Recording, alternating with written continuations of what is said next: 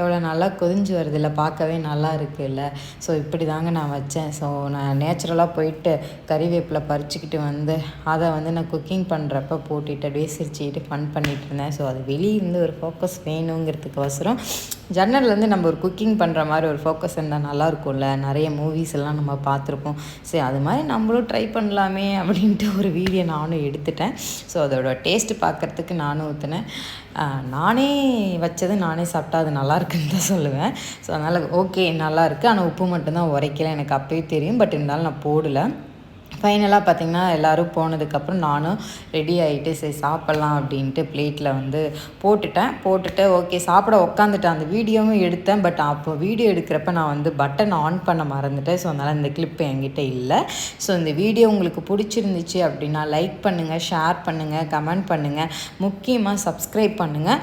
So new சேனலுங்கிறதுனால நீங்கள் மறந்துட்டு போயிடாதீங்க. தேங்க்யூ.